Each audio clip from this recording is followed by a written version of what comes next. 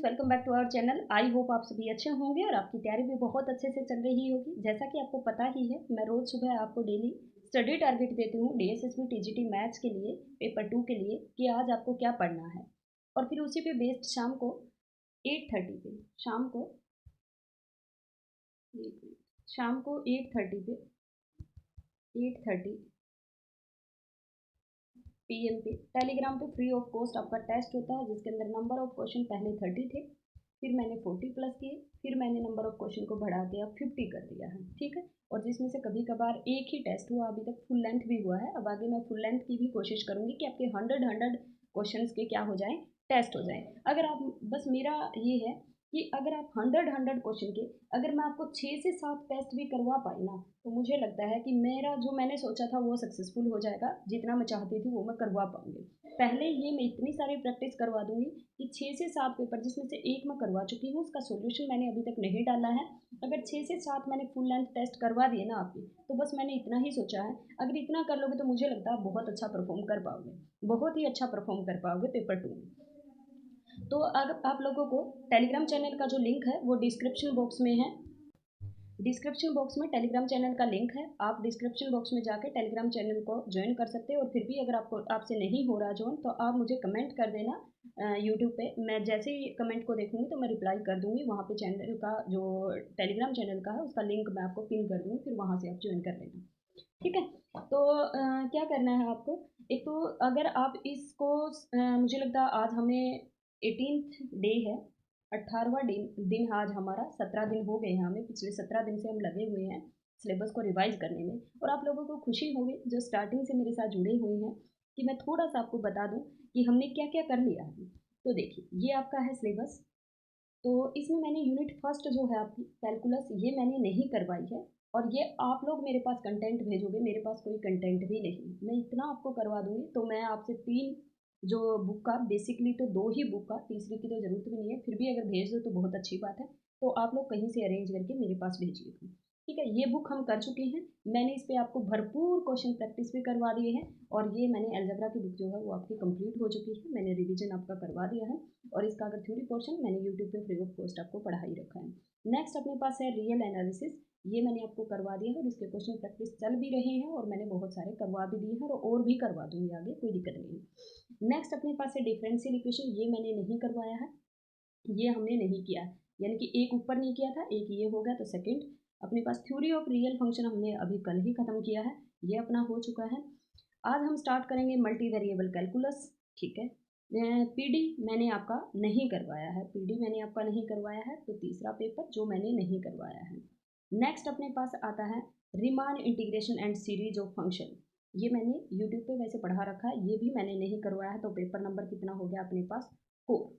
ठीक है, paper number कितना हो गया, 4। ये मैंने आपको करवा दिया है। Ring theory and linear algebra, metric space मैंने आपको करवा दिया है। ग्रुप थ्योरी 2 हमने कर लिया है, क्वेश्चन भी बहुत सारे कर लिए हैं। कॉम्प्लेक्स एनालिसिस क्वेश्चन भी बहुत करवा दिए हैं और मैंने कंप्लीट करवा दिया है। Ring theory linear algebra second, यानी कि अपने पास मैंने ये पेपर भी आपका करवा दिया है, कॉम्प्लेक्स भी करवा दिया है, ये भी करवा दिया है, ग्रुप थ्योरी 2 मीट्रिक करवा दिया है, ring theory and linear algebra. एक तो रह गया Riemann integration and series of function. ठीक है, फिर और एक रह गया अपने पास पीडी, एक अपने पास मल्टी वेरिएबल कैलकुलस 3, एक अपने पास रह गया ओडी 4 और एक अपने पास रह गया कैलकुलस। तो टोटल हमारे पास 5 पेपर रह गए, टोटल 13 पेपर है, उसमें से हम 8 पेपर कर चुके हैं। कितने कर चुके हैं, 8 पेपर कर चुके हैं। अब ये जो पेपर रह गए हैं इनका क्या है, ये पेपर का जो मार्जिन है वो अपने पास 2 पेपर और आपको ढंग से करने हैं। जो 3 पेपर आपके रह जाएंगे ना, एक तो कैलकुलस रह जाएगा, एक ओडी और एक पीडी।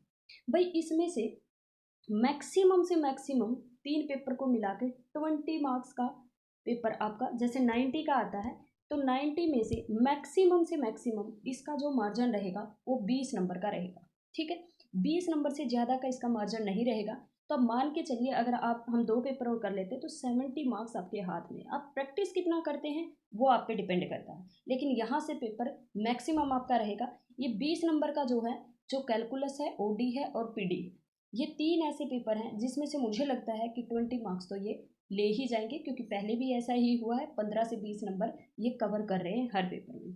तो 20 नंबर का जो है, इसके लिए आप लोग मुझे भेजोगे कंटेंट, जिसके पास भी है टेलीग्राम चैनल पे PDF भेज देना, उसके बाद मैं आपको समझा दूंगी, ठीक है। आपको मैं क्या करती हूँ कि टेस्ट देती हूँ, जो भी बच्चा टेस्ट दे पाता है बहुत अच्छी बात है, नहीं दे पाता तो आपको सुबह मॉर्निंग में उसका क्या मिल जाता है, वीडियो सॉल्यूशन मिल जाता है।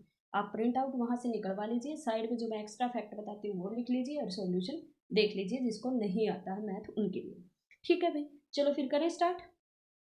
आज हमने क्या पढ़ना है, आज हम स्टार्ट कर रहे हैं मल्टी वेरिएबल कैलकुलस, यही कर लेते हैं। चलो multi variate calculus, multi variate calculus आपको पढ़ना है, calculus of function of several variable, ठीक है, एक यूनिट ये पढ़नी है। दूसरा आपने पढ़ना है extrema of a function of two variable and properties of vector field, आप ये पढ़ेंगे, प्रॉपर्टीज ऑफ वेक्टर फील्ड और extrema of function of two variable, ये 2 यूनिट आपको आज ढंग से पढ़नी है। और इसका मैं डिटेल सिलेबस और एक बार बता देती हूँ, और ये मैंने यूट्यूब पे फ्री ऑफ कॉस्ट पढ़ा रखा है आपको, बस आपको ढूंढना है और वहीं से वो पढ़ना है, ठीक है।